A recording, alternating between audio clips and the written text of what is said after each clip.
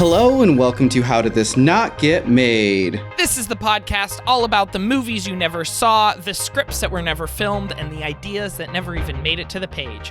My name is David Spencer. My name is Daniel Kaka. And my name is Tony Goldmark.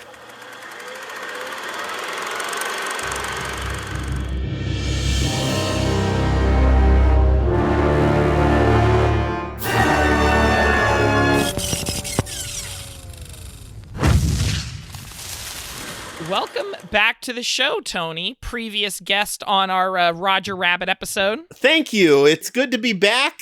Today, I think we're covering something that I'm a little closer to than the Roger Rabbit stuff. A little more personal. When we were planning on doing that Roger Rabbit episode, I messaged you and said, hey, we're planning on doing this. Would you want to come on and talk about it as somebody who's really knowledgeable about Disney stuff?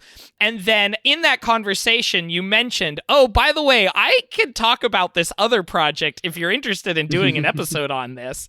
And very much, yes. Yeah. This was a quote-unquote movie that I was going to be in that never ended up getting made. It was called The Devil's Jesters, and it was going to be the Channel Awesome 10th anniversary movie. I was one of about 8 YouTube reviewer personalities featured on channelawesome.com at the time who were cast in it. Mm-hmm.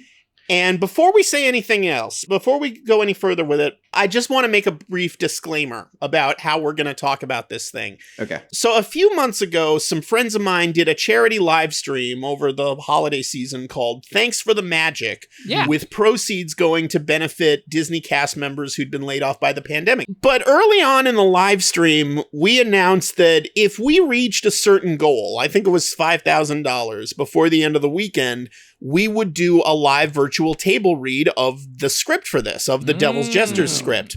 A script which I still have on my hard drive. The PDF is still, burning a hole in the zeros and ones there. But then, about midway through the live stream, after word had started to get out that we were going to do this virtual table read, the organizers of the live stream were contacted by one of the other would-be cast members. I don't know who it was. I'm sure whoever it was swore the live stream organizers to secrecy.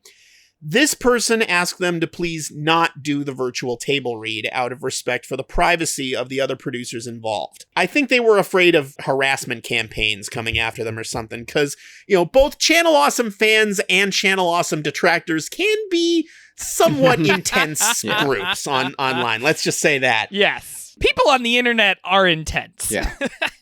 Intense is the charitable word for it. But I mean, in the future, we are covering Zack Snyder's Justice League. So we're kind of a little aware. But that was made. Yeah. Yes. Does that count? I mean, that was ultimately made. Well, because we're talking about other Justice League projects. Yeah. Oh, okay. But I think the difference there is the weird thing. I feel like since Zack Snyder's Justice League actually came out, so much of the online fervor has cooled immensely. On both sides. So are you going to do the George Miller Justice League movie that was never made? That's what we did. So you already did? Okay. Yeah, we recorded that, but it's not out yet. Oh, I gotcha. Yeah, it's actually going to come out after this one. So we're in a weird situation where, we actually did cover it. You're recording stuff out of, or it's content creation. Whee! But the through line story from George Miller to Zack Snyder is pretty interesting. And I felt like that was valid enough to actually make that into an episode, which is why we covered it. Very cool. So anyway, they were afraid of harassment campaigns. Whoever that person was, again, I still don't know.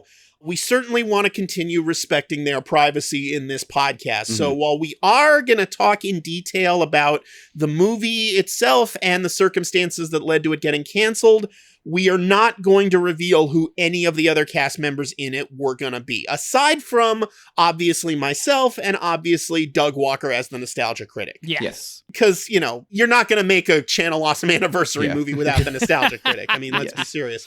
And honestly, the question of who else was going to be in it really isn't that important. The movie was never made, so I never actually got to work with them on it. In fact, to this day, I've still never even met most of them in person, and our individual personalities really didn't factor into the script all that much. Yeah. Because Doug is famous for, when he writes these things, for writing these already existent internet personas pretty interchangeably. I don't think he ever really watched any of our shows. So yeah, I read through the script. He made a horror film is one thing that we need to say right off the bat. So he made a horror film, and it's basically each of these people are just filling a trope, a character type, an archetype. Pretty much, yeah. Throughout that. And even your character, from what I read, it just fills that archetype, rather than actually being your personality and who you are. It really is. I mean, he got my name wrong twice, or my screen name wrong. In the first draft, he listed me as that jerk with the camera. And I wrote him a note. I corrected him. I said, no, it's some jerk with a camera. I am much less specific. I'm not that with the. I'm just some guy with a. But in the next draft, he wrote me as some jerk with the camera. So he still didn't fucking get it right. When I did the Sorcerer's Apprentice co-review with him, which we'll talk about as we go into it, I'm pretty sure he thought some jerk with a camera is a prank show. It kind of does sound that way. If out of context, yeah. Yeah, out of context, there was an MTV prank show a few years ago called Jerks with Cameras, which I made fun of in one of my videos. But anyway, like, he introduces me like pulling a prank on him. It's like, has he watched my show? Does he know what it is? I don't know. And I should say, most of this shit happened 3 years ago, so my direct memory of it is a little hazy. So to prepare for this podcast, I have done a lot of research. I've scoured through 3-year-old tweets and emails and Skype messages. Remember Skype, kids? Yeah. We used to use Skype. And I've pieced together more or less a complete narrative of what went down and when it went down, at least from my limited perspective. I listened to your Country Bears episode for Escape from Walt Disney, and you kind of glossed over like the beginning of Channel Awesome, but something that you kind of just skipped over, saying like we didn't have time for that, was your beginning specifically, and you becoming a filmmaker, you deciding to be a YouTuber, or like how you fell into that. So I want to kind of go through, Tony, your personal history leading up into becoming involved with Channel Awesome, and then we'll go into some of the Channel Awesome stuff. Sure. I've always wanted to get into entertainment in some way, shape, or form. My parents were very indulgent when I was a kid. When I was 13 years old, my mom said, hey, my kid's precocious. I'm going to record a whole album of him just singing stupid kid songs. And what 13-year-old kid who craves attention all the goddamn time is going to say no to that? And, you know, that album's not too great, but, you know, it certainly has a sort of prepubescent charm to it. But years later, when I actually thought I was good at comedy music, I released more albums, and I got a few Dr. Demento hits out of it, but otherwise nothing much really came of it. I eventually kind of left the comedy music community and bounced around for a few years, not really knowing what I wanted to do. And then I discovered Channel Awesome. Now, what year was this? Well, I first started watching Channel Awesome in 2008, the year that channelawesome.com launched. Now, if you chose to stream or download a podcast all about the Channel Awesome 10th anniversary movie, I'm guessing you already know what Channel Awesome is, but in case anyone who doesn't accidentally stumbles across this, the short version is Channel Awesome is currently primarily a YouTube channel showcasing several video series, but the big one is The Nostalgia Critic. The Nostalgia Critic started in 2007. In 2008, they launched an aggregate website, thatguywiththeglasses.com, later rebranded channelawesome.com. Technically, that site still exists. There's just almost nothing on it anymore. Yeah. And thatguywiththeglasses.com, or Tigwatig, which was frequently our shorthand for it, would host not only The Nostalgia Critic and Doug's other videos, but also a ton of other videos by other content creators who were making review videos very much in the Nostalgia Critic format, but for other media like comic books and video games and music and all sorts of things, most of whom uploaded to a video hosting site called blip.tv instead of to YouTube, because everyone's work used a lot of copyrighted material, and at the time, YouTube's copyright bots were much more draconian than they are today, and Blip didn't give a shit about copyright at all. Now, Blip later shut down, and everyone on it was forced to migrate their content back to YouTube.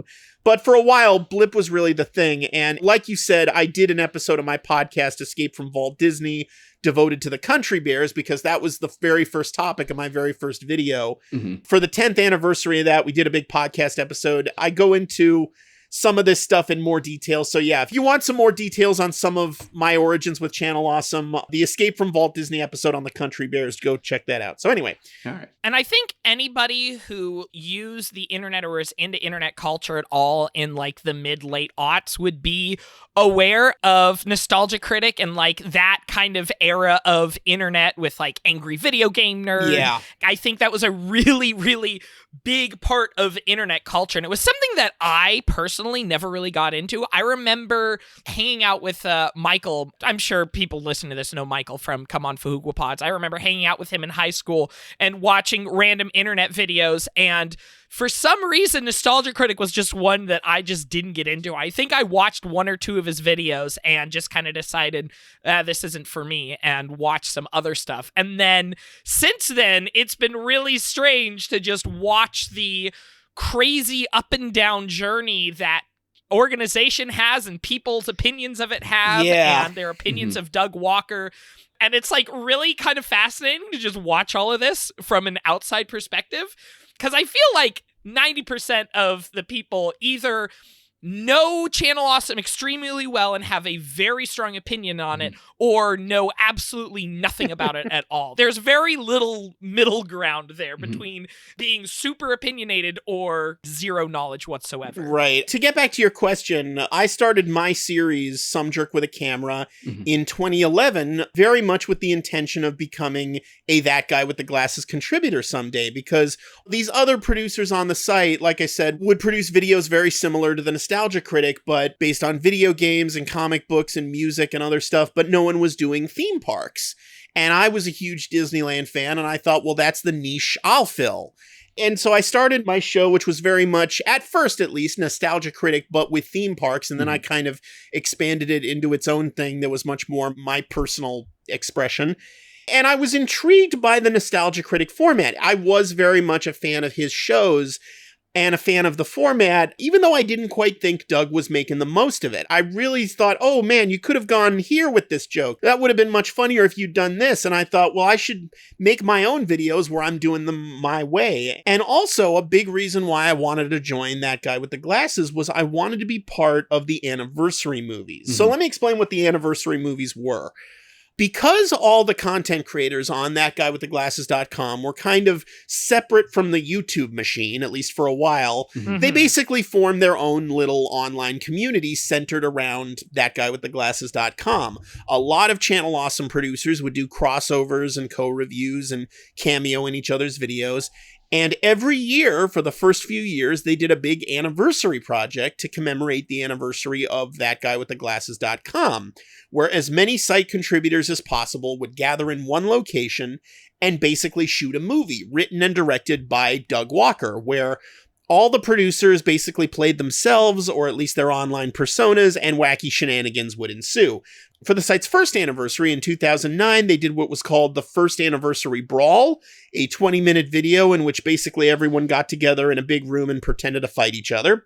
Real quick, though, like about location, was everyone kind of around the same area? Like, was everyone in like Southern California, or is this like country span, like everyone has to like fly to one location to actually make this happen? Well, Doug was in Chicago. That's where he was located, and a handful of contributors were also in Chicago, so it was easier to get them. The rest of them were, spread out all around the country. So whenever they did one of these things, you know, they had to cover airfare and shit, and that led to some controversy all its own, but we'll get to that. So, you know, they did that First Anniversary Brawl the first year.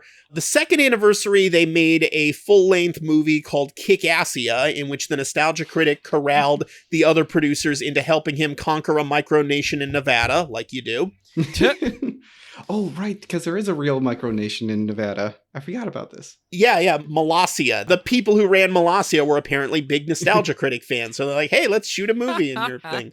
I know about this only because there is a micronation Olympics, where they all like come together and like play board games against each other. What? That was literally a Mr. Show sketch, the Independent Nations games, where all these fucking, hermit mountain men who'd formed their own sovereign nations out in the boonies, were coming together in their own proto-Olympics. Now, Gary's from the state of Montana. Oh, they're all from Montana, Bob. Oh, don't tell them that. Yeah. Y'all are pretty funny. Y'all real funny. Keep making jokes. So anyway, for the third year, they did another feature-length movie called Suburban Nights, Knights, Suburbanites, you get it. Oh, you yeah. get it. No, yeah, I get it. Yeah. Which was basically a parody of fantasy movies.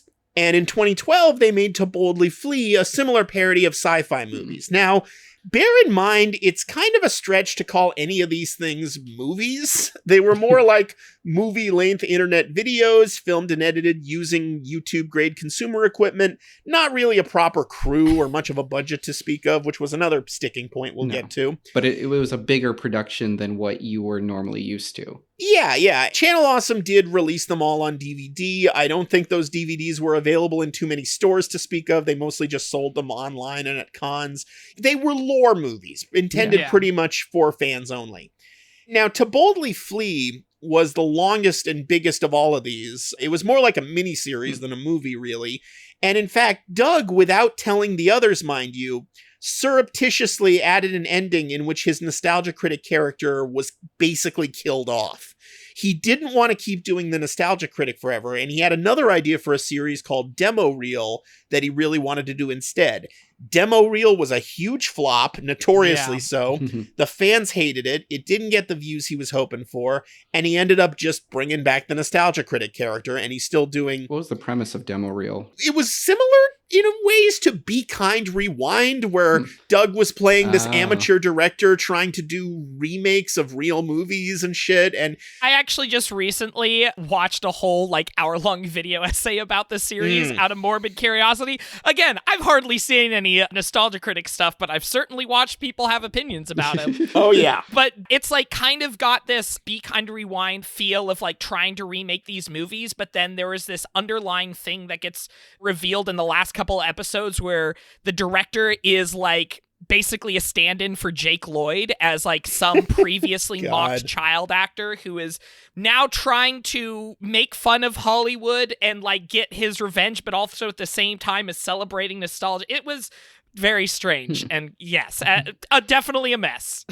So Doug is still doing nostalgia critic videos to this day, but he stopped doing the anniversary movies after To Boldly Flee. I think he was just burnt out on them. And he still hasn't done any others, or at least hasn't completed any, but we're getting ahead of ourselves. So I was a huge fan of the Nostalgia Critic and a huge fan of a lot of these other contributors, and I really wanted to join the site so I could be part of these anniversary movies, because from the outside looking in, it seemed like everyone involved with them was having a ton of fun. Yeah. Turns out they weren't, but we'll get to that later. But it looked like they were a lot of fun to make. By the time I started making videos, Tig had basically stopped accepting new talent. I kind of missed the initial window on that.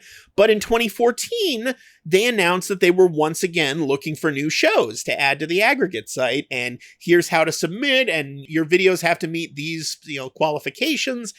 And I was one of several dozen producers who submitted and got in. Oh. For about 3.5 years, starting in October 2014, I was on Channel Awesome. I was one of dozens and dozens of producers, because I didn't realize how many they were bringing on in 2014. They brought in 30 new producers, and it was kind of tight, and there wasn't a lot of breathing room. But I was one of them, and I immediately was like, well, I better schmooze with the boss. Yeah. If I'm going to stick out from the pack. So before too long, I contacted Doug. I got him to remotely record a few cameos for my videos.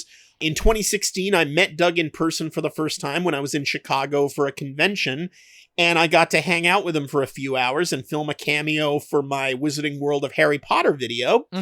And the following year, in August of 2017, he flew me out to Chicago for a couple days to co-review an episode of The Nostalgia Critic, to co-host that. That was a big damn deal for me. To this day, it's the most watched thing I've ever been in. It was a review of the 2010 Sorcerer's Apprentice movie with Nicolas Cage.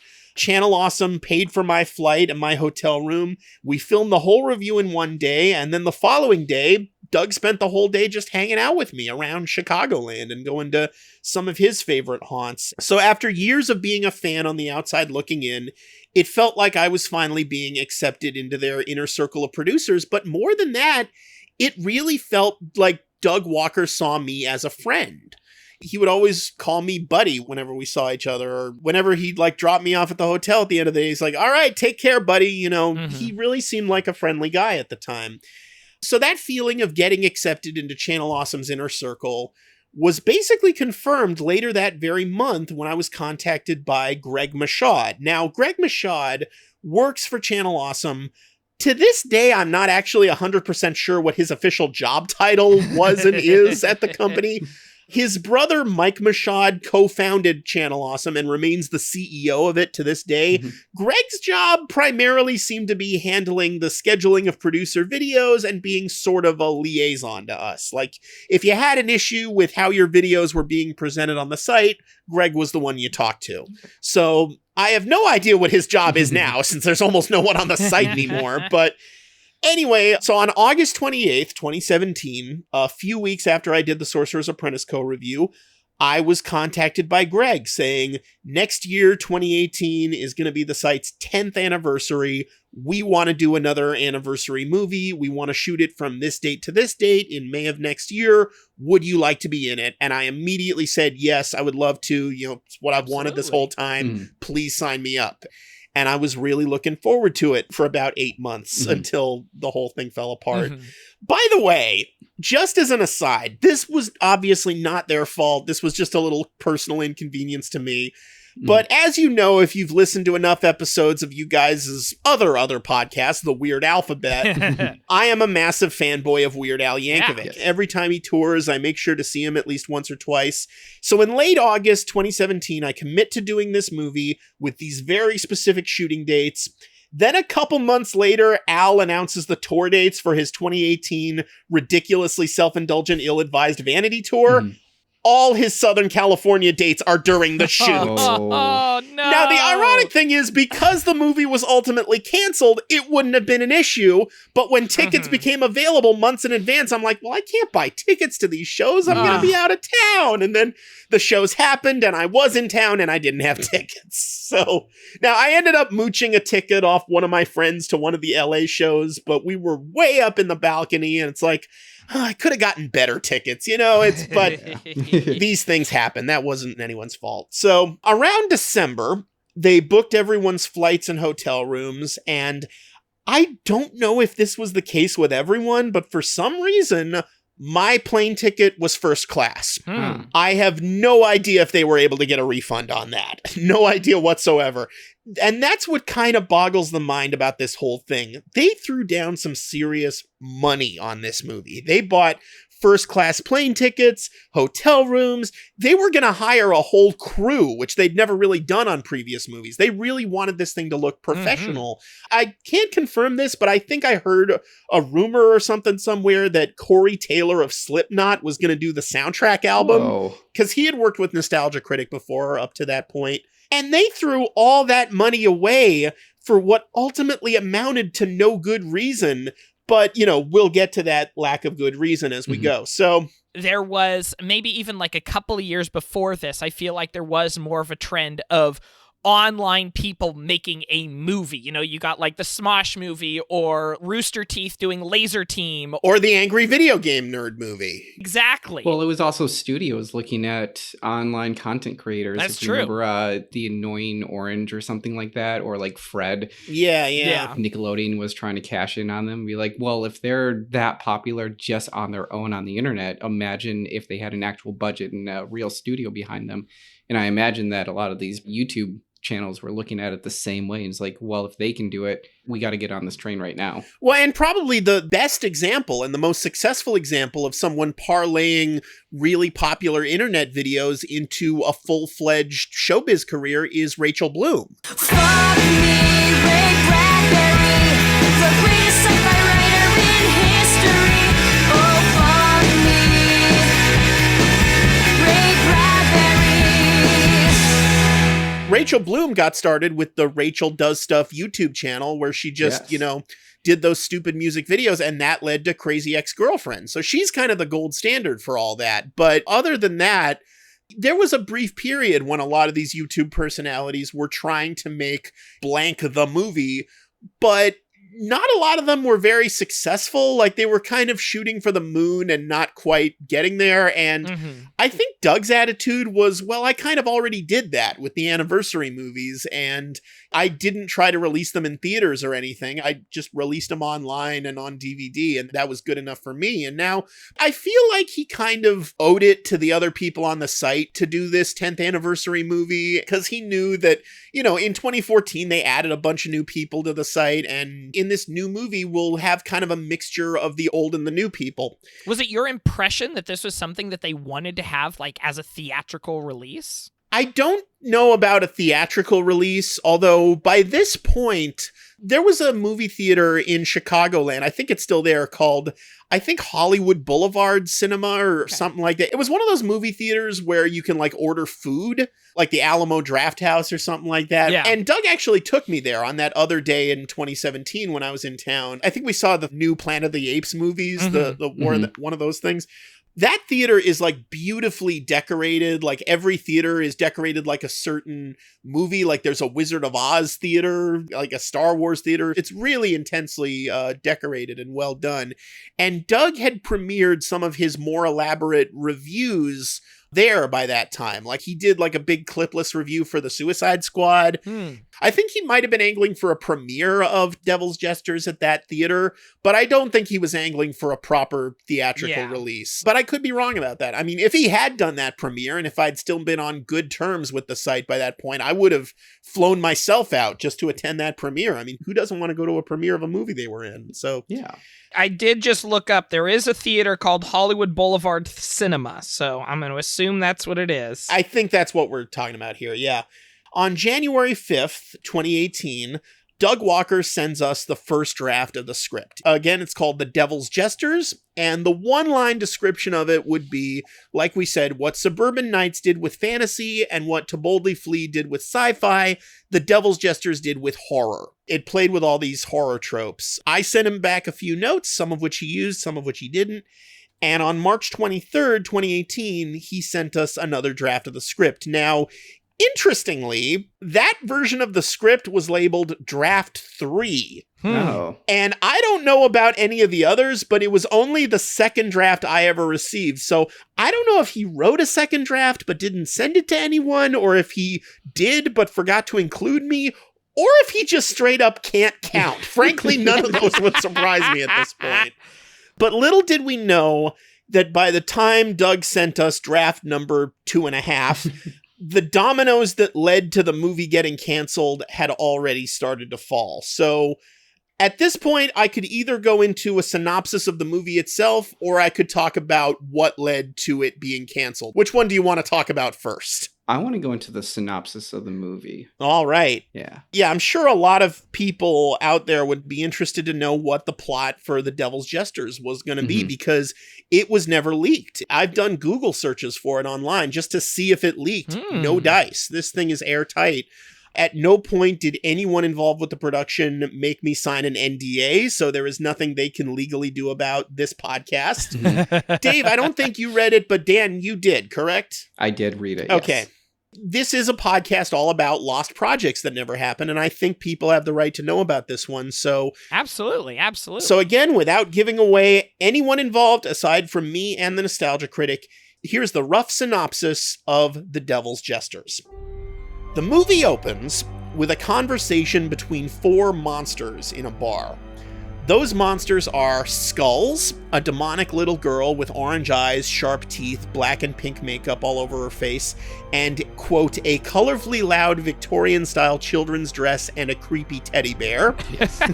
Mannequin, described as half-rotting woman, half-wax statue. Sickle, a scary clown in white makeup wearing a blood-stained yellow jumper who can possess electronic devices, for some reason. And Mangler, a shadowy figure wearing a top hat, long coat, a steampunk-inspired mechanical arm with a metal claw, and a goggle over one eye.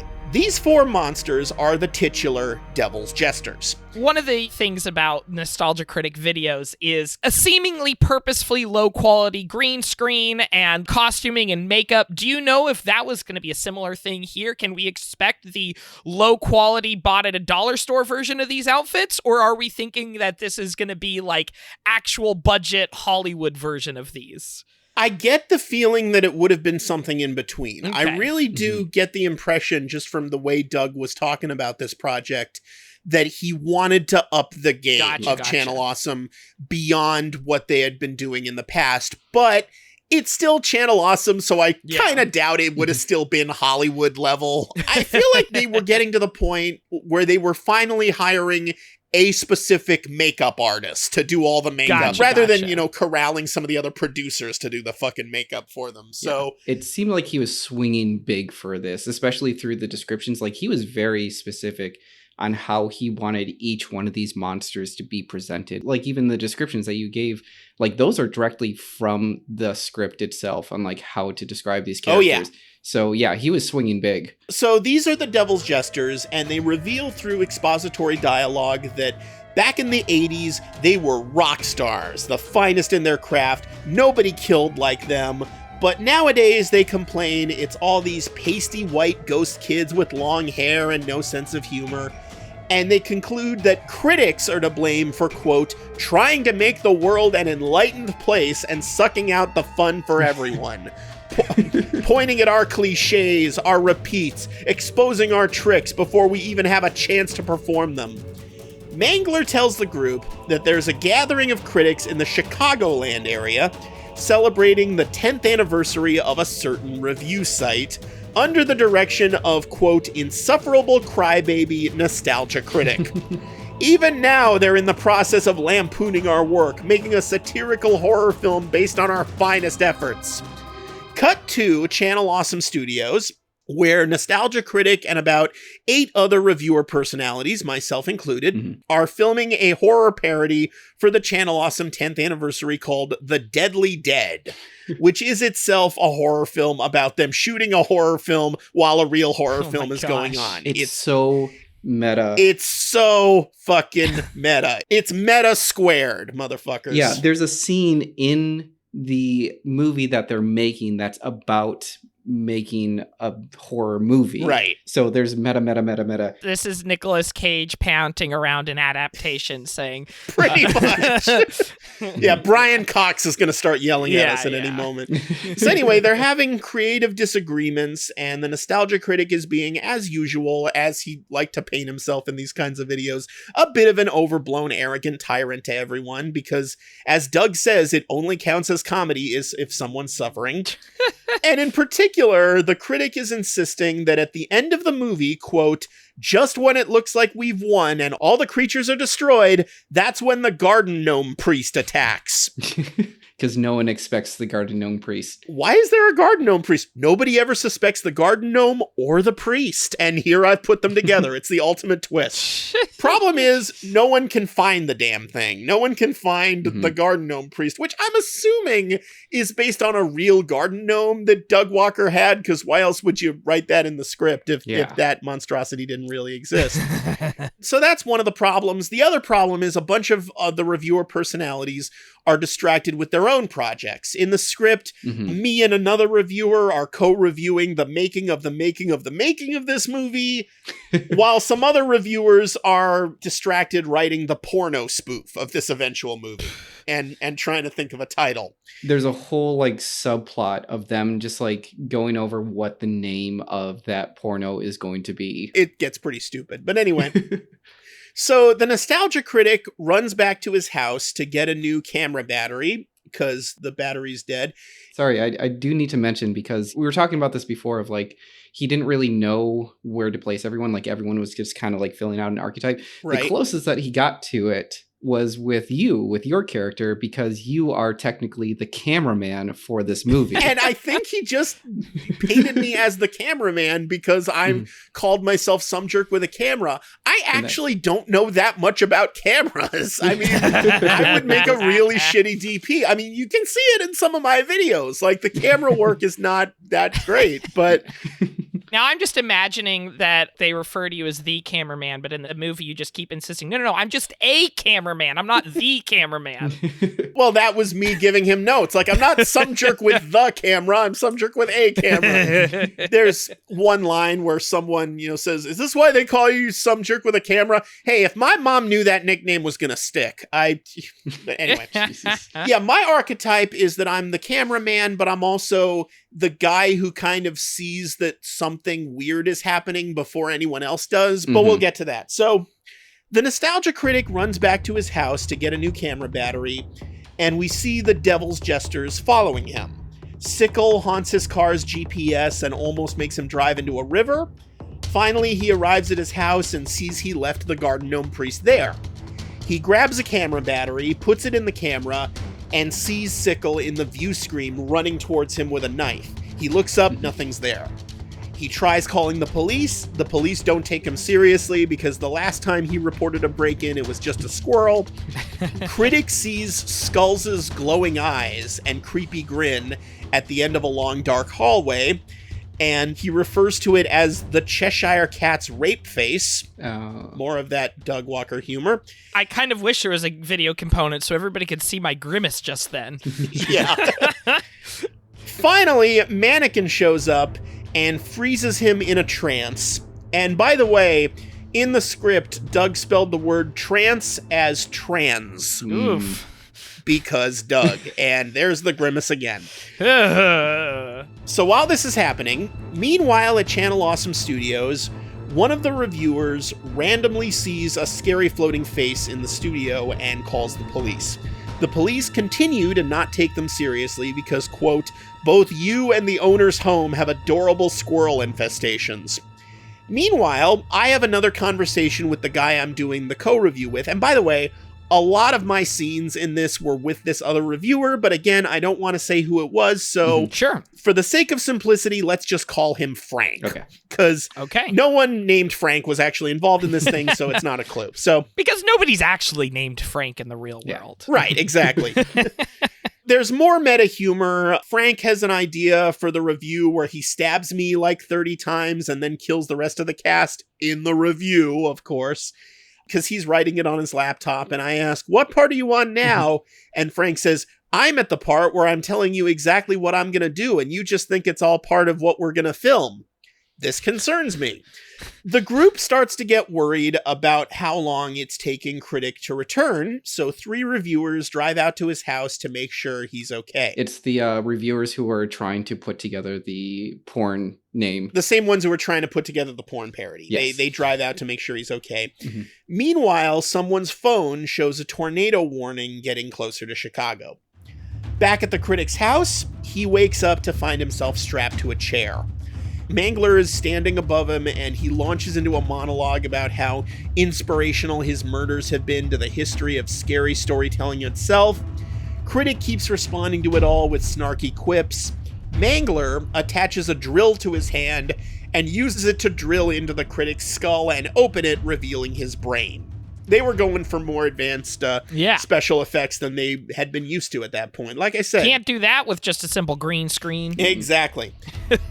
Meanwhile, Skulls and Mannequin harass the reviewers at Channel Awesome Studios. There's more meta humor as some of the reviewers are trapped in another room, banging on the door, trying to get me and Frank's attention, while me and Frank are distracted watching a review of a horror movie about that very trope, where a victim is trying to get help and the person who can help is distracted, and we're like, man, what idiots, who would actually do that? You get it, because we're actually doing it at the day.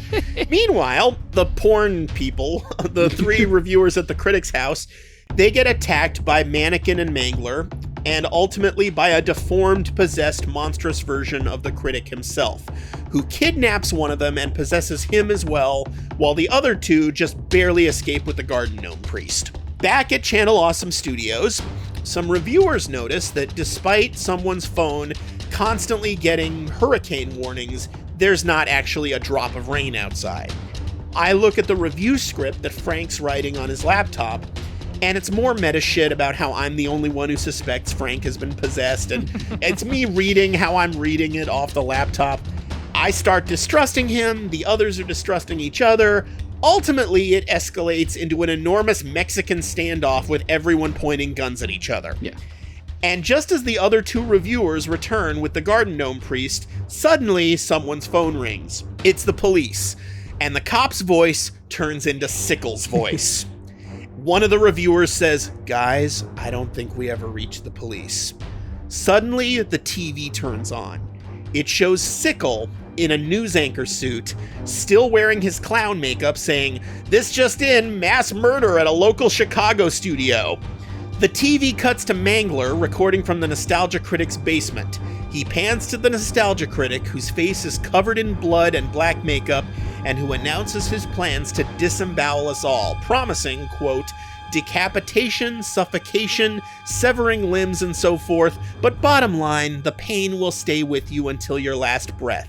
And if by some miracle it doesn't stay with you, don't worry, I'll remember it because you won't be alive too. And then the TV shuts off. Now, I want to interject here and say that at this moment, one of my script suggestions to Doug was that one of the reviewers say, "And I thought the To Boldly Flee shoot sucked," but he didn't use it. In light of this new threat facing the group, Frank admits that he was just fucking with me earlier. He wasn't really possessed. So that's basically the end of that subplot.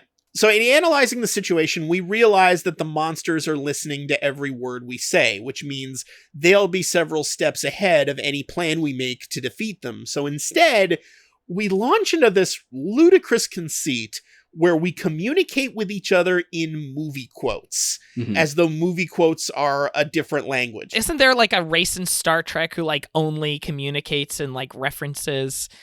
I'm totally mixed up, but that's what that made me think of. I'm not sure. This is the jive scene in Airplane. Yeah, pretty much. We all know movie quotes like no one else. Someone reasons we could say a line, leaving a word out, communicating through what we don't say. If it's before the line, we'll hold up one finger. If it's after the line, we hold up two fingers. So using this system, we reviewers communicate to ourselves in movie quotes subtitled in English. Like, for example, someone holds up two fingers and says, "Help me, Obi-Wan Kenobi," and the subtitle reads, "You're our only hope." Yeah. It's convoluted as all hell in a very Doug Walker script kind of way, but it does in fact work in the script. It does in fact elude the monsters who are having trouble following our ridiculous conversation. It's weird how well it works, because I was reading through it and I was like, it seemed very confusing at first. And then as you were like reading the subtitles or the subtext underneath it, I was like, okay, I'm actually on board for this. This is working. It almost kind of worked in spite of itself, Yeah. because it was such a ludicrous conceit. But we send one of the reviewers into the other room to distract the monsters by telling them he wants to join them, with the help from a cameo, who I don't want to reveal. Borson Bells. Sure, why not? The rest of us piece together that because these are retro monsters from the 80s, the only way to defeat them is through even more retro tricks and tactics.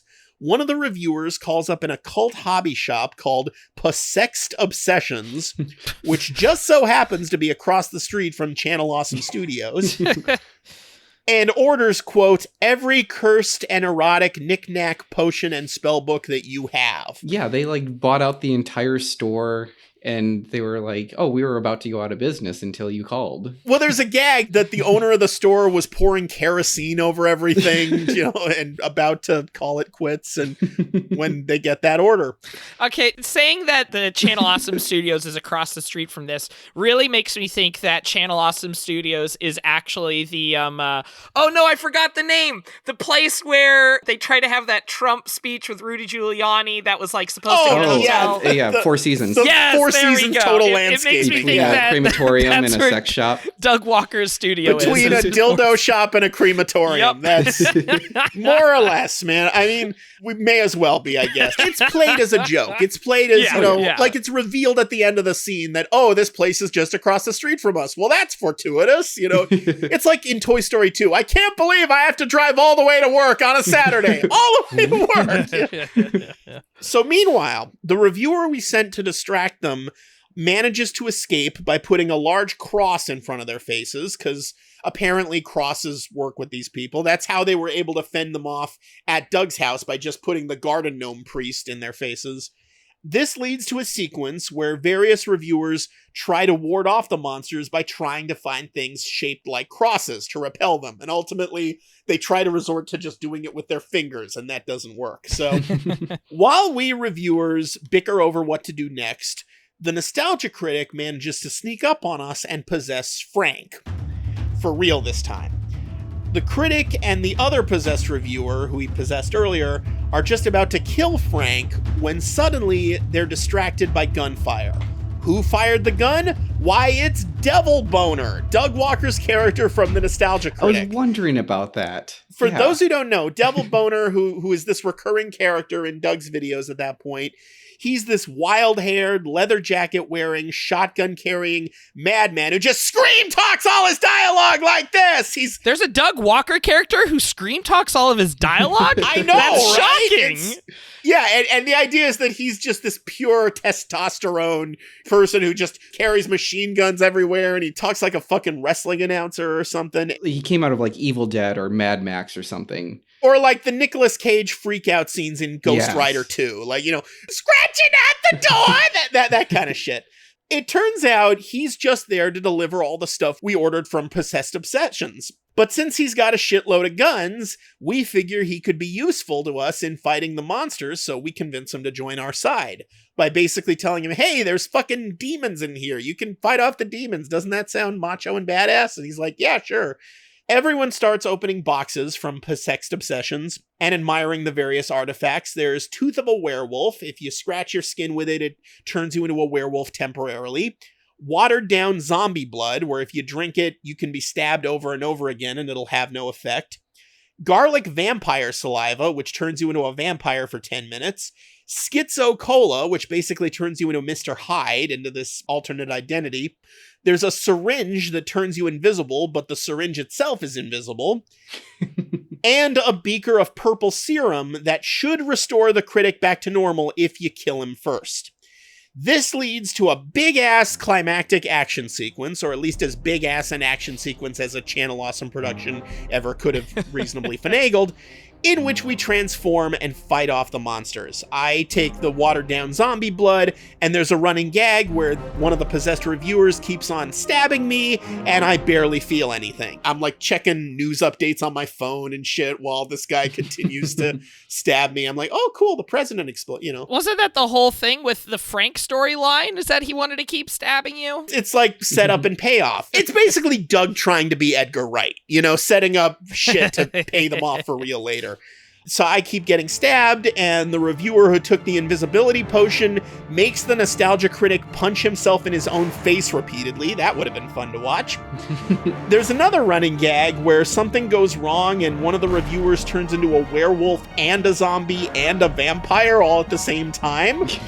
Yes. And finally, we manage to successfully kill the Nostalgia Critic and pour the revival serum down his throat.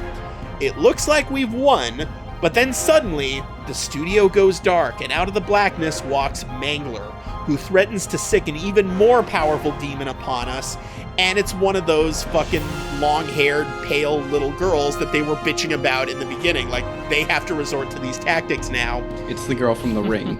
Yeah, pretty much. Yeah. And then the Nostalgia Critic walks back into the room, perfectly normal, having been revived by the serum, and says, "What are you all looking at? You look like you've seen a monster." I mean, granted, if I was kidnapped by a monster and controlled by them, I would probably know a great deal about them, like how the less you're afraid of them, the less powerful they are. So basically, the critic not being afraid of the powerful demon is what defeats it. Yeah, it's Pennywise. If none of the kids are scared, then he becomes helpless. That's the big climax of this movie. Critic suggests turning the security footage of the evening into a found footage film. Everyone agrees, and we all grab our things and exit. So the monsters, defeated, all decide to regroup and go someplace where people will never catch on to their scare tactics. Washington! Waggity schmaggity doo! And the final scene, the denouement, if you will, is a jump scare in which Doug is, in fact, attacked by the Garden Gnome Priest. The end. Because no one expects the Garden Gnome Priest. No one expects the butterfly. So anyway, it's a Channel Awesome anniversary movie and all that implies. And honestly, as Channel Awesome Anniversaries movies go, it's not that bad. Like I said, Doug was never great at writing to our individual personas. He tended to just sort of make shit up about us and cast us as archetypes and what he thought our personas were, to the point where I was just able to summarize the whole damn plot of the movie beat for beat, hopefully without revealing any clues about who anyone was. And like I said, it does feel like Doug is trying to be a low-rent Edgar Wright, but ultimately, I do think if you liked Kick-Assia and Suburban Nights and To Boldly Flee, you would have liked The Devil's Jesters too. It was a lot more focused than those other movies. The smaller cast helped in that regard, I think, because the other movies had like 20 or 30 producers involved, and this had just 8, which also itself became a bit of a sticking point, but we'll get to that later. And it wasn't nearly as bloated and pretentious as, say, To Boldly Flee. It certainly had its problems. I was kind of making fun of it the whole way through, definitely. But, you know, you can make fun of any movie and pick it apart if you wanted to. And that's what the Nostalgia Critic is all about, of course. I was honestly very just happy to be included. And to this day, I still regret that we didn't get to make it, even given all that's gone down with Channel Awesome. Like, I 100% understand that for various reasons, the hashtag change the channel movement had to happen. But there's a part of me that still wishes it could have happened 6 months or a year later, just so this movie still could have happened as well. One thing that jumps out to me, something that this movie is about, and it was also something that I noticed in, learning about demo reel, and I'm not sure if this is the case for the other anniversary projects, but it seems like a large part of this is how big of an impact the Nostalgia Critic has on the world. Because like demo reel, even though it wasn't about the critic, it was still about like how big of an impact people talking about movies online has on, these characters. And this is, these horror movie characters are complaining about how big of an impact that nobody cares about them anymore because this critic put them apart. Is that a big thing in some of his other projects of how culturally important the critic is? I mean, not in that exact way in the other anniversary movies, to my recollection, because I actually haven't watched the other anniversary movies in a long-ass time, but I actually don't know if I ever even finished Suburban Nights the whole way through. But it is sort of that same vein of, hey, we're just a bunch of wacky dorks reviewing these movies on the internet, but also, oh no, our life has kind of become a movie now with all these supernatural shenanigans happening around us, because this is, in fact, just a movie. So we're reviewing movies, but we're in one as well. I mean, there was so much meta stuff that was in there where you kind of like rolled your eyes when you first encountered them, but I kind of appreciated that it was very consistent. He was easy to poke fun at himself and realize the flaws that he had in himself and kind of how people viewed him, but kind of using that as a way to like create the narrative of making this meta movie. But also, yeah, he really, like I mentioned before, like he really swung for the fences in this one and like trying to actually be a creative himself and trying to create his own narrative. It just kind of occurred to me that Doug was kind of the Vince McMahon I see of that the now. reviewer universe, but he also had no compunction about depicting himself as like the villain. Yeah. He played himself as an arrogant prick. Doug Walker's Vince McMahon of the internet is definitely my favorite thing to think about. So, for the benefit of those who don't know, the indirect cause of why this movie was canceled, why it was never made, was the hashtag change the channel movement. But I'd like to state, I don't consider it the fault of the people who kicked off Change the Channel or even contributed to Change the Channel and spread the hashtag around. I think it's much more the fault of how Channel Awesome reacted to it, or rather, didn't react to it at first. Again, I've done a lot of research on this. I've backtraced, what happened and when. So here's the timeline of events as I could piece it together. It all started with a tweet from March 13th, 2018, by a former Channel Awesome producer named Allison Pregler, who used to go by the screen name Obscurus Lupa. Now, she was kicked off Channel Awesome way back when, in January 2015, after a rather heated argument with Channel Awesome CEO Mike Michaud, and this was a tweet where she was just kind of randomly airing some of her grievances about Channel Awesome mismanagement after some random person had asked her about it. Some of the other former and then current producers responded to her with their grievances about Channel Awesome mismanagement. And what started as just kind of a friendly back and forth, oh man, remember these assholes we used to work for conversation, started snowballing into something much bigger, the way things on Twitter tend to do.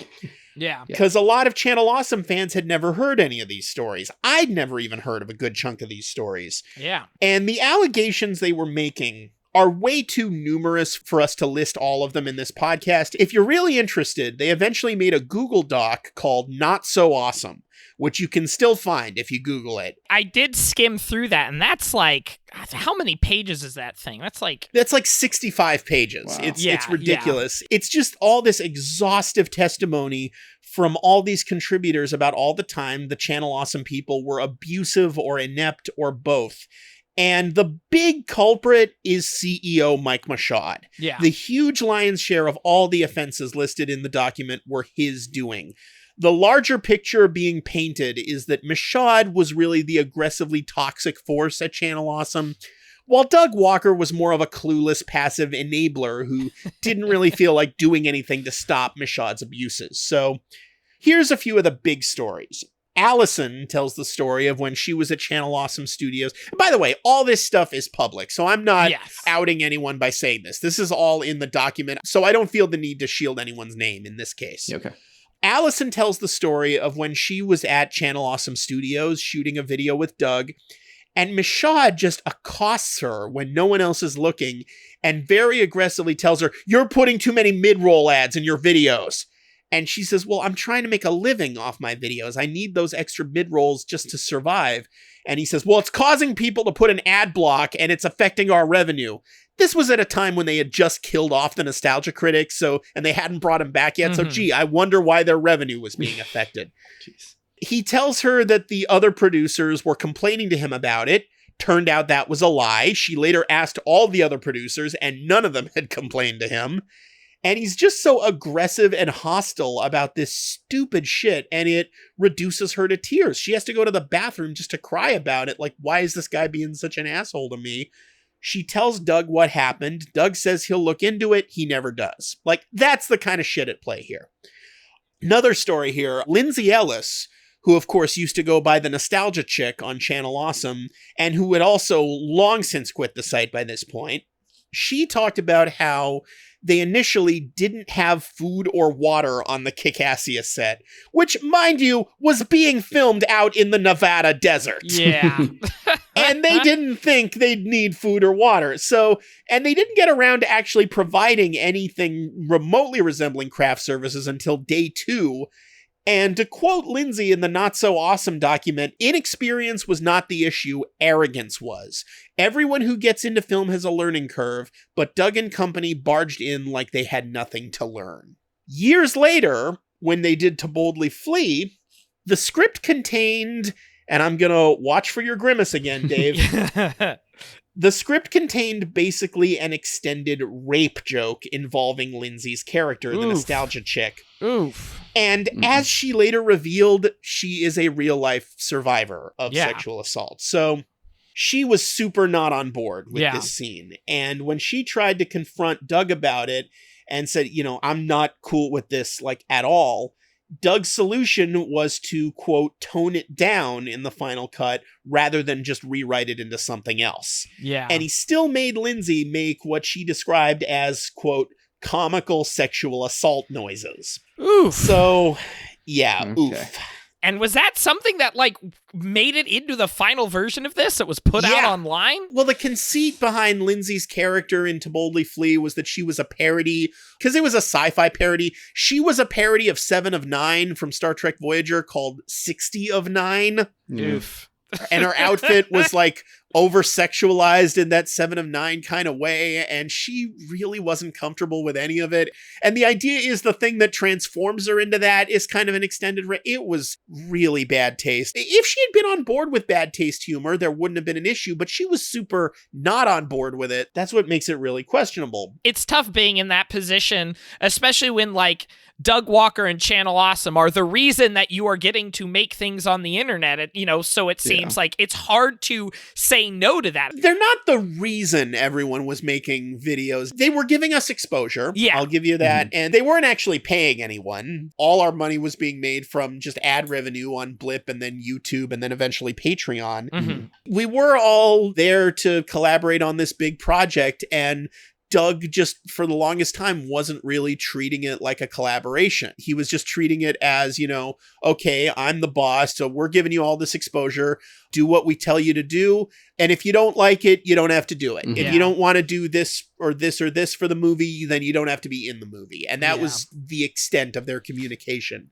I just have to say, going back to the crafty thing real quick, I'm sorry, I just got reminded of when I was going to film school and taking a class on producing. And, when we were getting ready to do our student sets, our teacher was like, I'm going to do set visits. And the first thing I'm going to look for is that crafty table. And if you have a bad crafty table, you're getting a bad grade. Like, that was for him, like, the first most important thing that you need to have on set. Even for student productions, you gotta at least bring donuts for everyone. Yeah. It's like, that's filmmaking 101. So another item on the big long list of grievances, during the whole Gamergate bullshit, several Channel Awesome producers were targeted by the Gamergate hate mob, and Channel Awesome never stood up for any of them. They stayed completely silent during all that shit. They didn't want to risk losing any potential audience, I guess, who might align with Gamergate. And similarly, Dan Olson, a video essay producer on YouTube today, he just in fact did a video about Doug Walker's infamous The Wall review from a couple years after. Just when you were bringing up the character in the movie who came, that was like the guy who brought the delivery of all the stuff, it immediately just made me think of the Hat Dan gag in that Folding Ideas video. Yeah, pretty much. He does Folding Ideas. He joined the site at the same time I did. I did not realize he was a part of that. Yeah, well, very briefly, he was a part of that, because a few months into his very short Channel Awesome tenure, he posted an article on Medium about the forum 8chan and their willful complicity in child porn distribution, which resulted, naturally, in a harassment campaign against Dan Olson from a shitload of 8chan users who were basically just saying nuh-uh and calling him a child pornographer when all he'd done was some investigative journalism. Yeah. But we all know how 8chan types feel about journalists. Yes. So this harassment campaign contacted Michaud, who blamed Dan Olson for, quote, attracting controversy. And Michaud also called up Lindsay Ellis and yelled at her, even though she had nothing to do with that article, because Lindsay had vouched for Dan to join the site. And so in Michaud's mind, this was all her fault too. He blamed his own site's contributors rather than stand with them against an 8chan internet mob. Yeah. This caused Lindsay, Dan, and Kyle Calgren, who was also working with them at the time, to all quit the site days later, and frankly, I don't blame them. Yeah. Those are some of the big things, and I could go on and on and on with similar grievances. I think you get the idea at this point. Again, you can still go read the Not So Awesome document for more details. It is really just pages and pages and pages and pages and pages. And not all of it is as bad as the stuff I just mentioned. Some of it is just, little pesky tiny, they didn't know how to work this piece of equipment, inconveniences. But there's so fucking much of it that it just really paints the picture that these people have no fucking idea what they're doing, that they're just awful at their jobs and not that interested in getting better, awful at communicating with their producers, and should probably not be leading anyone for any reason. I think that seems to be so key. The fact that, being bad at your job and not willing to get any better. This kind of willful incompetence of, what we're doing is fine. We don't need to improve on anything. We don't want to shake the boat.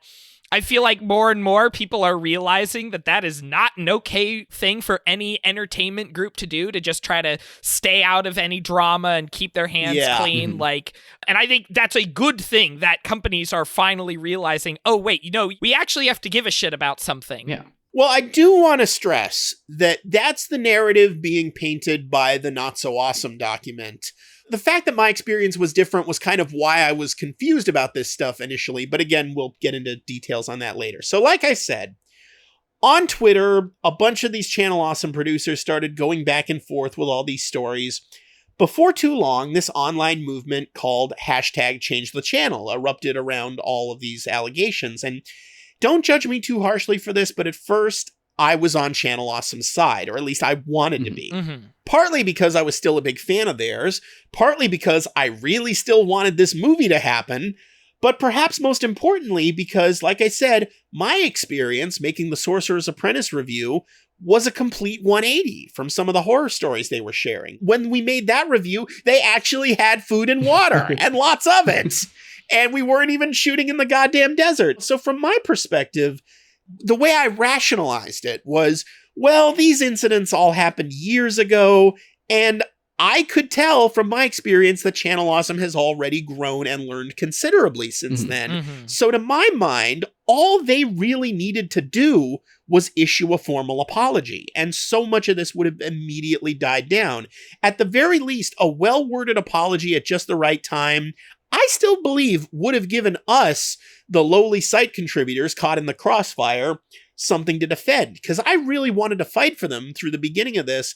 They weren't giving me a whole lot of ammunition. Because at first they weren't saying anything. No apology statement, no nothing. In fact, they were blocking people on Twitter just for tagging them in tweets with the Change the Channel hashtag. Yeah. Their attitude really seemed to be, we're just waiting for this whole damn thing to blow over. And I also thought another rationalization I used was, okay, well, some of these stories about Michaud are, yeah, a little sketchy, but you know what?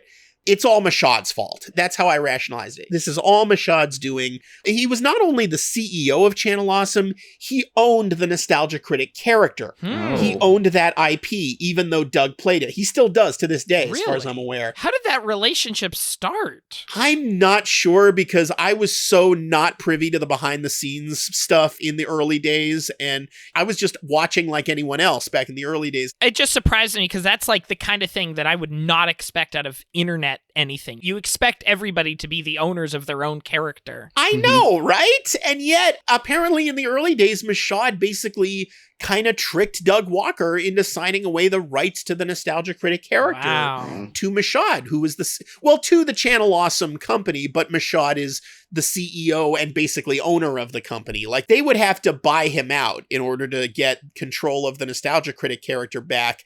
And Michaud, from what I've heard, is one of those guys who, in order to be bought out, would basically need enough money to comfortably live on for the rest of his life. And they don't have that kind of money. So, again, my rationalization was, Doug's hopeless in this situation. He's in the same boat as the rest of us. He can't really speak up to the boss. Doug tried abandoning the Nostalgia Critic character before, and it was a disaster. He can't risk doing it again. So I thought, well, Doug's just as trapped as the rest of us are. Like, if you want to work with Doug, you have to put up with Michaud's bullshit. That's the price you pay. Man, all of a sudden, like, Doug Walker has just become this insanely tragic figure in my brain. Yeah. Well, I know, I'm sure it's more nuanced than that. we'll get to how nuanced it is, but yeah. But that was the narrative that I was clinging to, like a life preserver for those first few weeks of Change the Channel. I mean, it's got to be tough when, like, something that you've spent so much time and energy in, like, all of a sudden you're being exposed to all this other sides of it that you never heard before and you're not sure how to parse it out. That's got to be a tough situation to be in. Yeah, talking about the whole fucking cancel culture thing, I mean, I ultimately don't really agree that cancel culture is a thing. I think it's more like accountability culture. But one issue where I do deviate from the, shall we say, woker than thous on the internet, because those people do exist, is I really don't believe in guilt by association.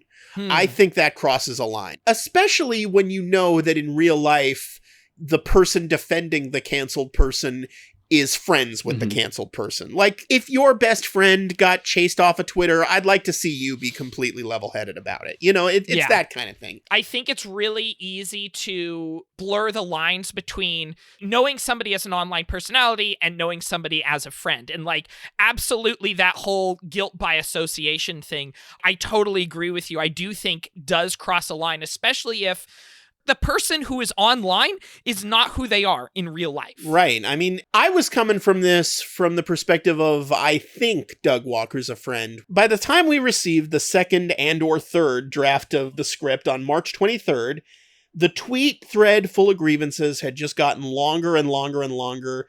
More and more people were tweeting hashtag change the channel.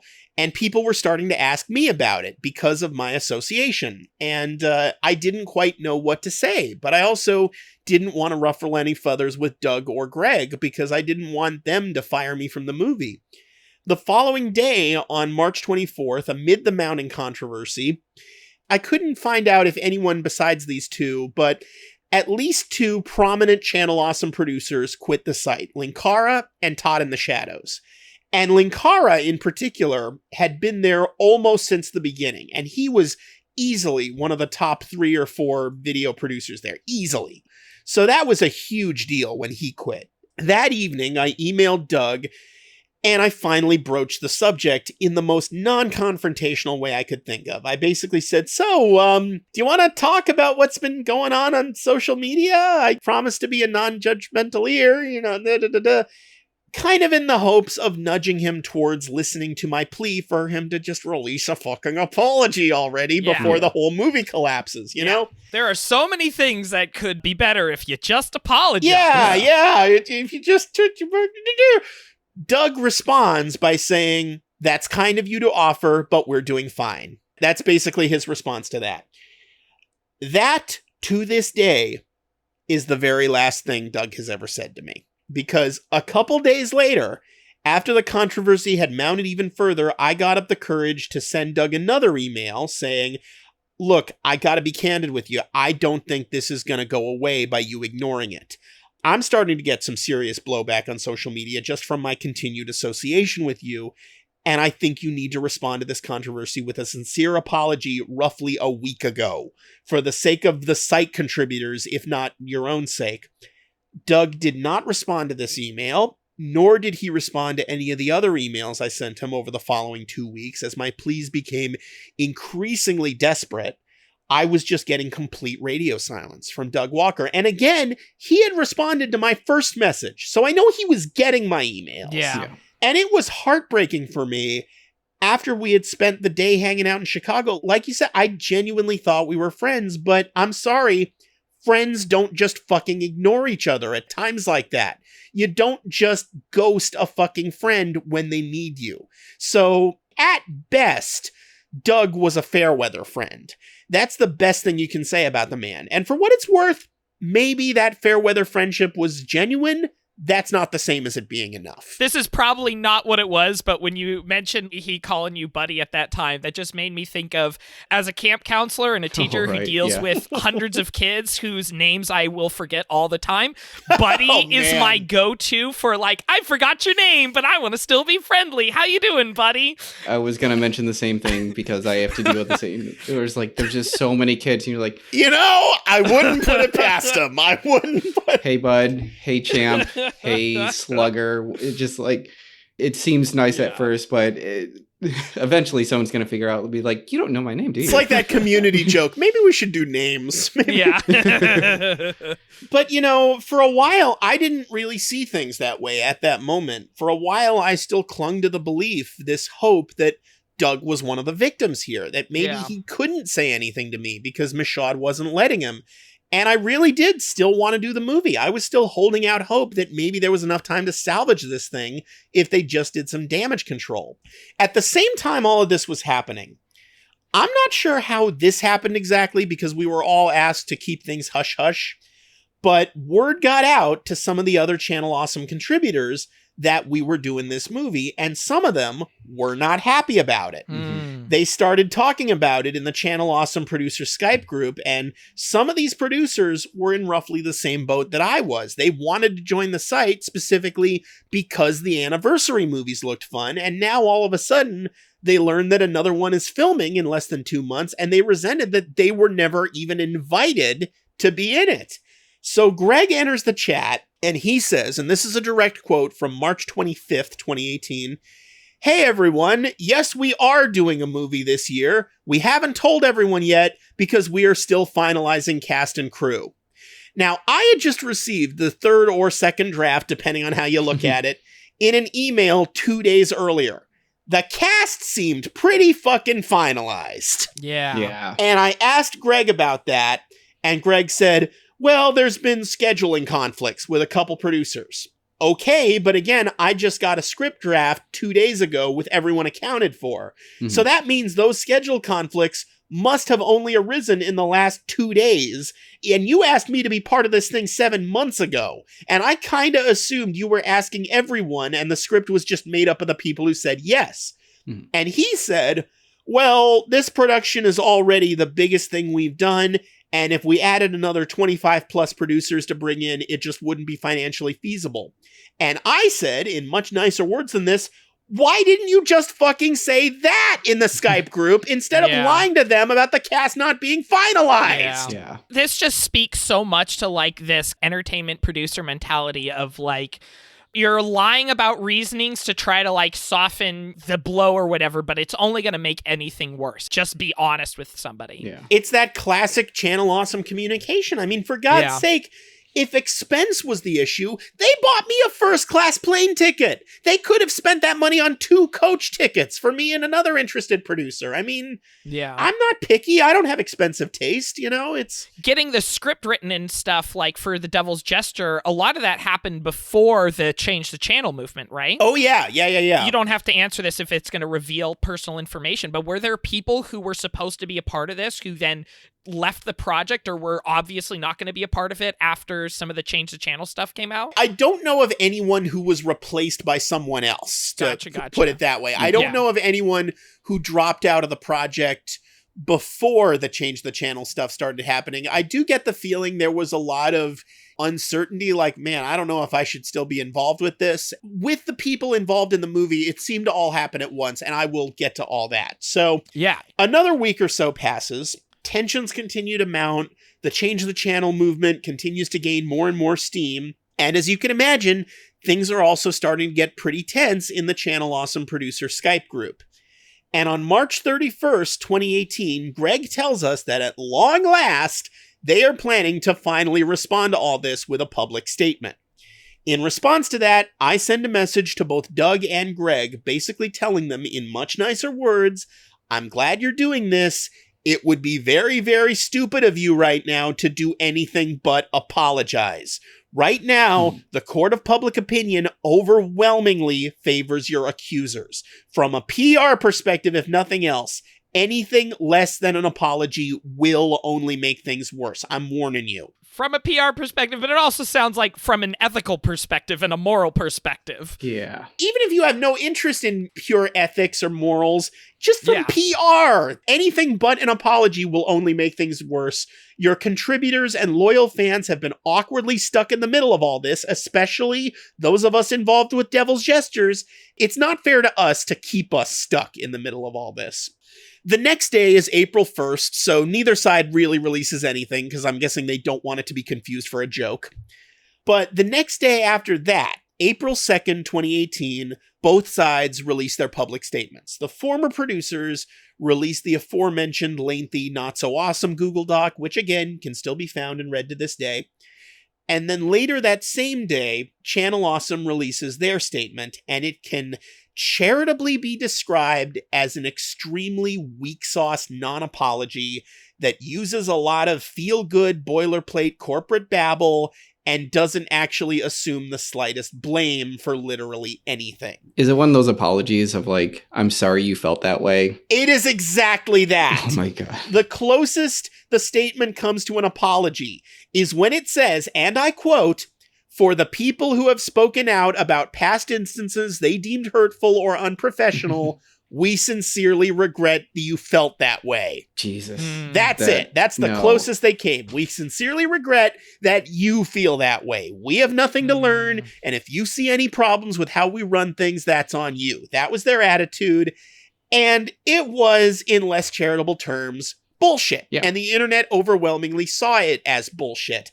The producers were fucking livid. Their fans were fucking livid. I was fucking livid. Yeah. Because these people weren't listening to a word I was imploring them. You know, I immediately sent messages to Doug and Greg just as politely as possible, yet firmly telling them, this is not fucking good enough.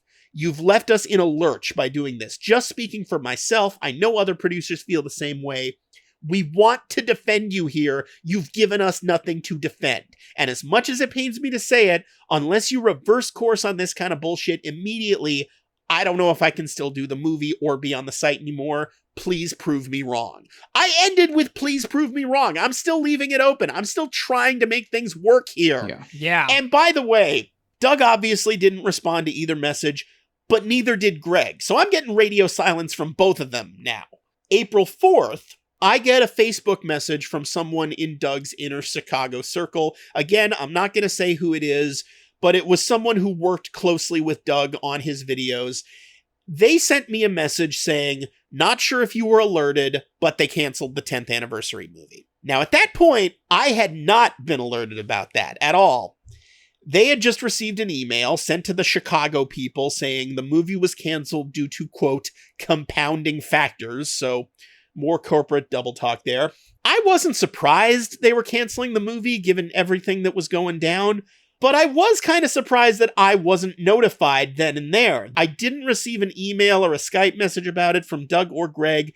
Neither did any of the other cast members.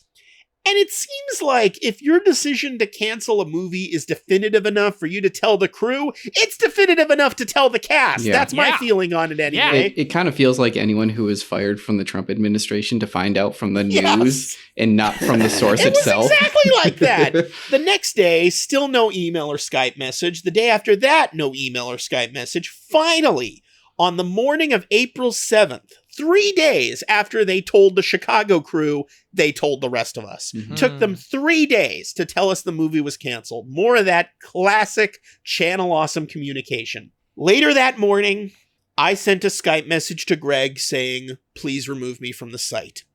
2 minutes later, after all this radio silence from Greg over my repeated pleas for them to issue a fucking apology already, I get a message back from Greg saying, and I quote, hey, Tony, I'll get to that today. Thanks for all your contributions to the site and community. Best of luck on everything.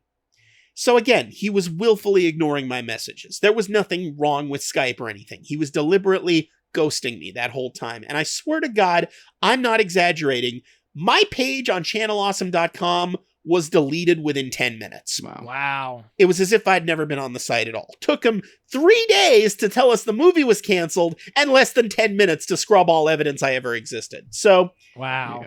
I announced publicly on Twitter that I'm quitting the site. I am one of several producers to do so that day, especially now that there was no more movie keeping us there. Yeah. Mm-hmm. But believe it or not, the movie getting canceled was not the last straw for me.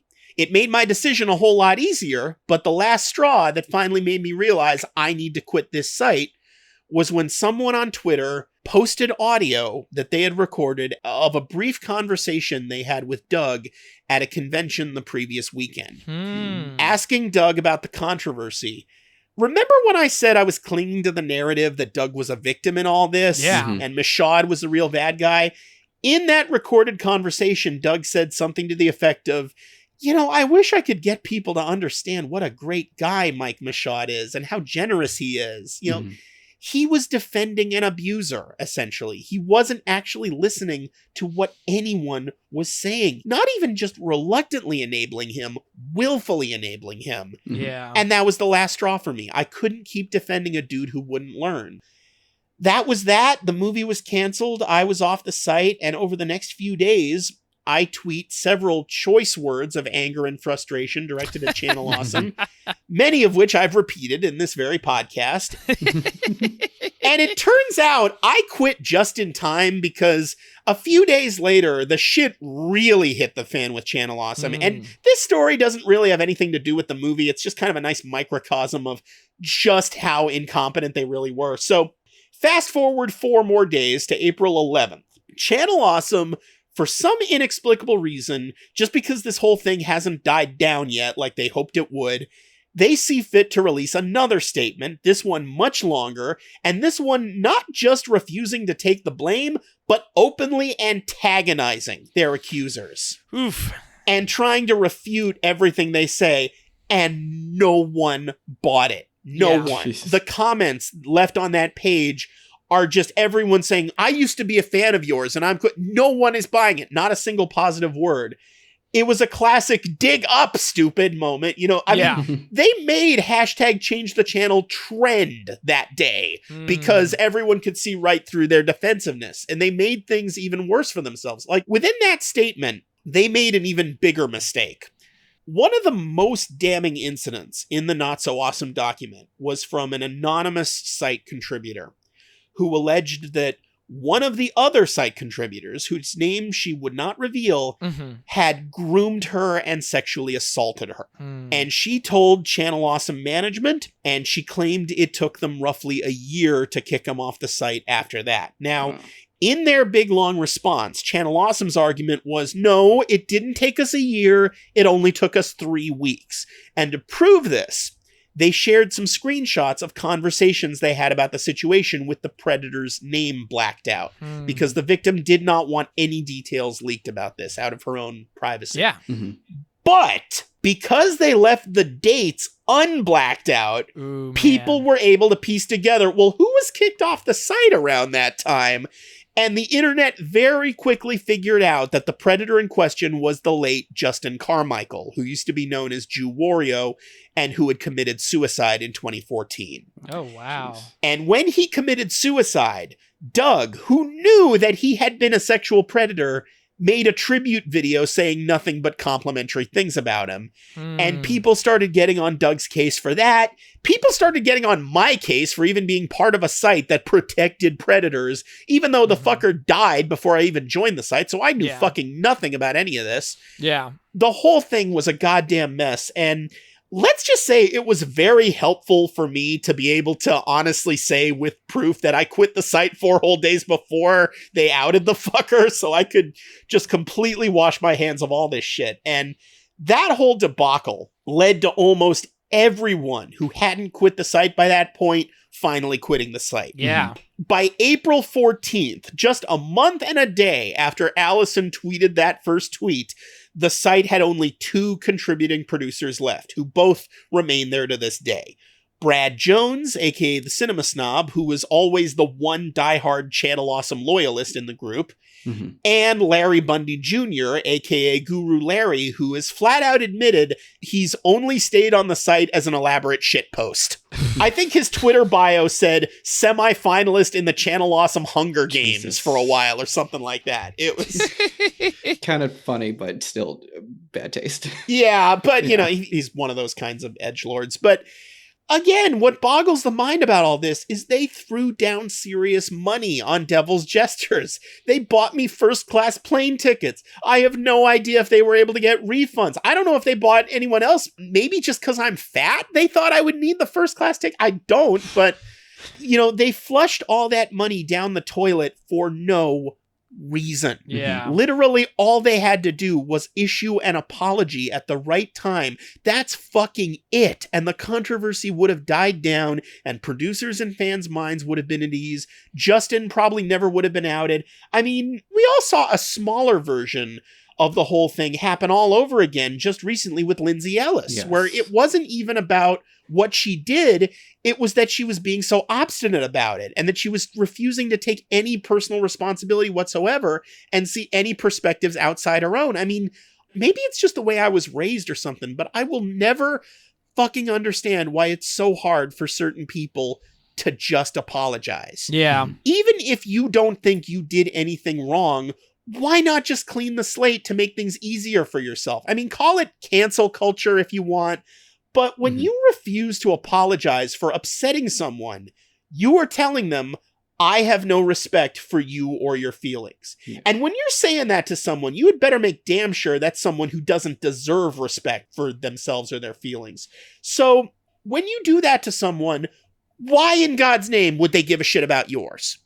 Why would they give a shit if you got chased off of Twitter or lost a book deal or fired from a TV show or had a mental breakdown of your own? Why would they give a shit about your feelings about any of that after you've shown them how little their feelings matter to you? Oh, well, demanding an apology is a form of control. Are you fucking 5 years old mentally? Do you really just hate your parents that much? Jesus, I don't get it. I don't even remotely get why people are that way. Yeah. There's so much about cancel culture and all of that discussion around it that I do not feel qualified to have. And there's so many situations of people losing social media or losing some sort of social cachet. And I think maybe that's just because we're at a place where we are not online public figures very much at all. People do not know our names, even though we're slowly getting like closer and closer to all that. But for me, it always comes down to this decision of I personally will decide to watch somebody or not watch somebody or consume their content or not consume their content, even without saying everybody should make the same decision as me. No, absolutely. Look at what happened with James Gunn. That was a situation of somebody saying, yeah, this was wrong, and I should not have said all of this, and I absolutely stand against that. And that was a situation where it's like, okay, I am willing to continue to consume this guy's art. James Gunn instantly apologized. He didn't deflect blame elsewhere. He said, this is on me. This is who I used to be. I'm not that guy anymore, and I'm sorry. And he wasn't even asking to be rehired. He accepted Marvel's decision at first. And he said, you know, I'm disappointed, but it's their decision and I respect it. Yeah. And that's a big factor in why the internet crowd immediately got on his side and why Marvel eventually hired him back. And of course, now we're getting that kick-ass looking Suicide Squad movie out of it. So never thought I would say this, but thanks, Mike Cernovich. You know, it's... On the flip side, and again, I'm going to say that I choose not to consume this person's content anymore, and you can make your own decision, but... You know, I still consume some products from some problematic... There's still some Cosby jokes I still laugh at. You know, it's... The person I was going to bring up is Aziz Ansari. Like, you can debate back and forth what that meant. There definitely seems to be a gray area, at the very least, with Aziz. For me, the way he responded to it, like, you're not acknowledging the feelings that, like...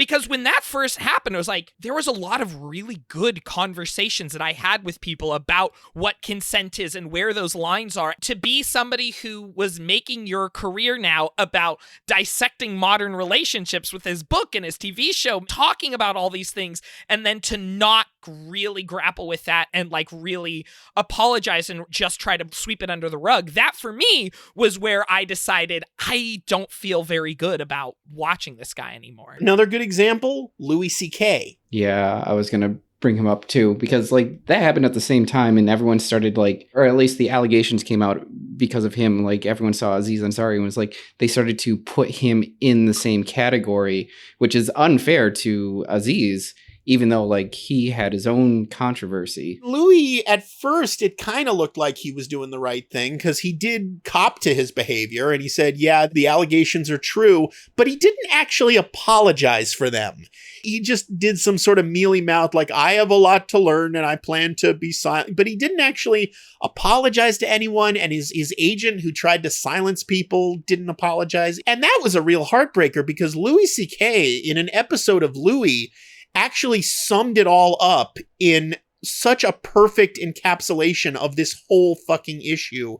And it sucks that he didn't even follow his own advice. He said, when someone tells you you hurt them, you don't get to say you didn't. Yeah. And it sucks that it came from Louis. You know, again, that's more death of the author shit. It's like, God damn. I mean... I'm always going to go back to BoJack Horseman, which I still think is the greatest television show ever made. Absolutely. But one of the things I really appreciate about that final season is the way they were like, hey, he wronged some people in his life, and they are never going to repair that relationship, and they do not have to. And you know what? He's not going to be entertainer anymore. He is still going to get to live his life and find things to find satisfaction in, but it's not going to be these other things. And I think that's one of the things that people forget about in general. When something they love, somebody they love does something egregious, in my personal opinion, I don't think everybody has the right to continue making entertainment. And I think if you do not get to keep making entertainment, that doesn't mean that I want you to be eaten by wolves. That doesn't mean that I want you to be shunned by society,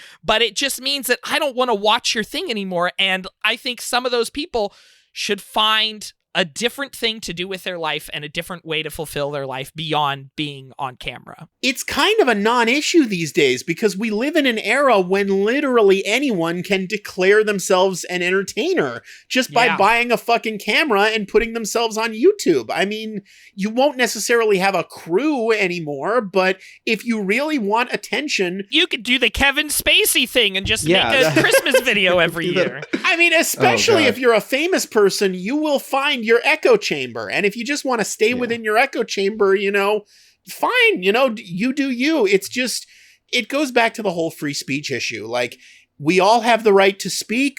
We do not have the right to force others to listen. Yes. And especially in show business, when a big part of your job is just make people like you. When you're on TV, when you're in the movies, hell, when you're a popular YouTube personality, a big, huge chunk of your job is just people need to like you or you will not have a career. Just issue apologies. It's so fucking easy. So the person I always have trouble following because I like his work so much, Dan Harmon. It's such a complicated relationship between his work and himself as a person.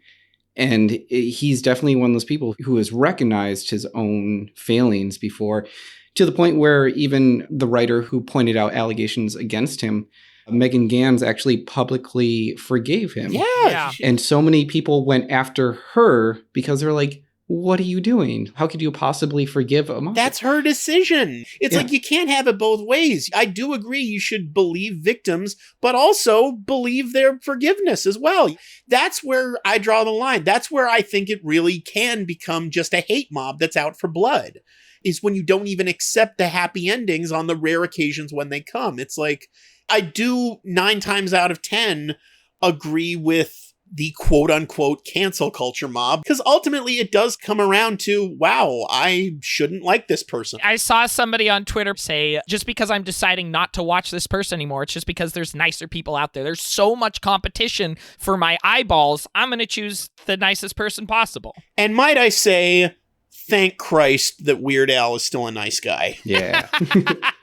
I study the man obsessively enough to know that if there was anything against him, I would have heard about it by now. So I think we can safely assume, he's... But if something does get revealed, it would destroy you. It would be devastating. If something did get revealed, there is like a 40% chance that I would turn into some hashtag I stand with Weird Al just troll. It would break my brain to that degree. I get it. I do get the mentality of I stand with Vic crowd of people who still defend Vic Mignogna. Yeah. I don't agree with them, obviously, but I get it. I've been that fan obsessed with a celebrity.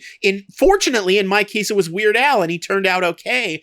But when it's someone who does those things, your stan obsession can override everything. That's the difficulty of the parasocial relationship. It's love is what it is. That's what love does to the human mind. Because these people just genuinely love this guy, and I get that, but they are turning into monsters over it. And that's what love turns you into a monster, is the takeaway of this podcast, I guess. That's the moral of this whole episode. That's the lesson, so don't love anybody. Just all things in moderation, just... In my opinion, it's better to try to invest those relationships with the people that you know on a face-to-face level more than the people that you follow online. It is not bad to be a fan of somebody you follow online, but at the end of the day, you never truly know who that person is in real life. You know what their curated version is. I barely know who I am. Yeah.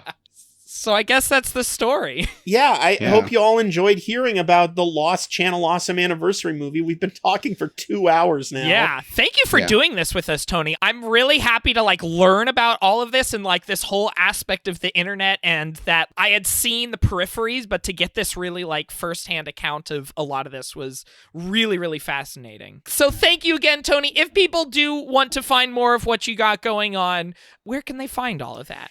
Well, they can follow me on Twitter at Tony Goldmark. I also have a podcast called Escape from Vault Disney, where we review movies, TV shows, and short films available on the Disney Plus streaming service, chosen usually and mostly completely at random.